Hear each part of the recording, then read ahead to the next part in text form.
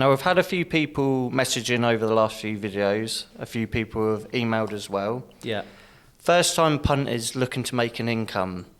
As a professional gambler, as someone that's been successful in the industry, what would be your top 5 tips that you'd recommend to anyone starting out?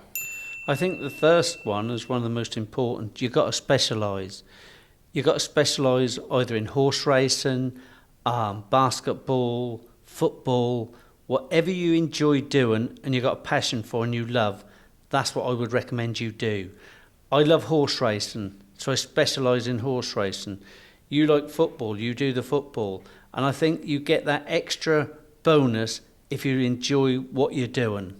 So the first one is specialise. What would be your next important rule on the list? I think what you've got to do is, when you obviously specialise in what you do, you've then got to look at the sport that you're in, and you've got to look at where the real money is and what's the best angle. And I find that you always want to bet at the top class or the bottom.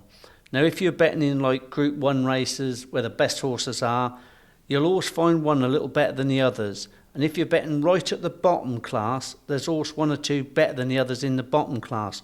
But when you start coming down from the top and coming up from the bottom in class, and they start to dovetail, that's where you find very difficult. They take it in turns of beating each other.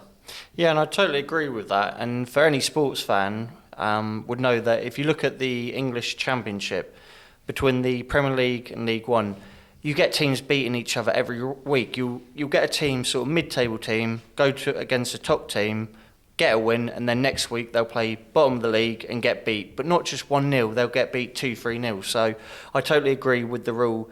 Avoid that middle class because it's dangerous territory. You're not getting the value like you do in bottom league matches where you're getting sort of 2-1 on a 6-4 shot, and you're not getting the dominance of them top tier leagues.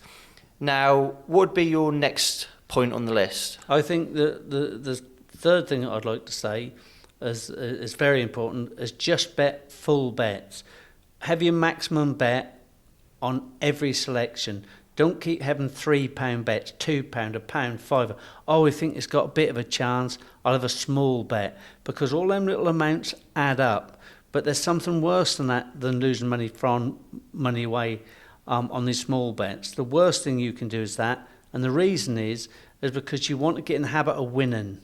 Winners keep winning, losers keep losing in all walks of life. Now, I like to win. I win over 80% of my bets do win, so I'm used to winning.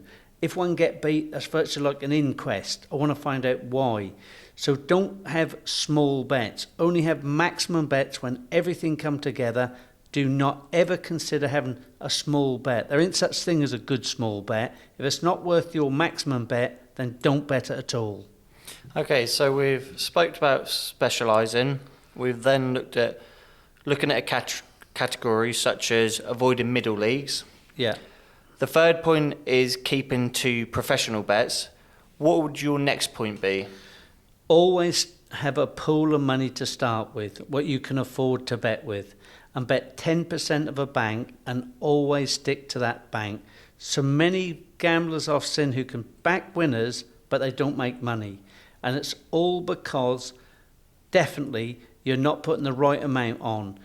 You have a small amount on a winner, a big amount on a loser. That's no good.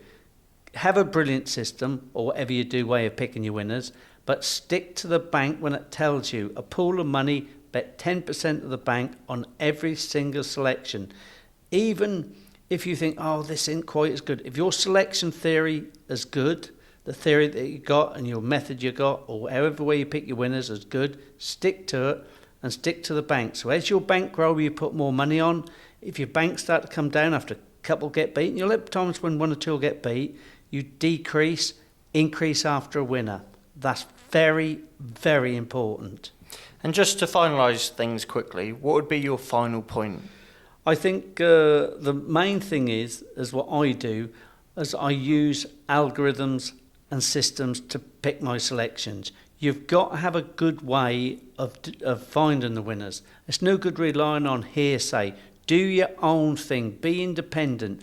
You know, in the next podcast that's come along, I'm going to learn you and teach you how to use algorithms make your own algorithm, your own systems, and make money from professional gambling.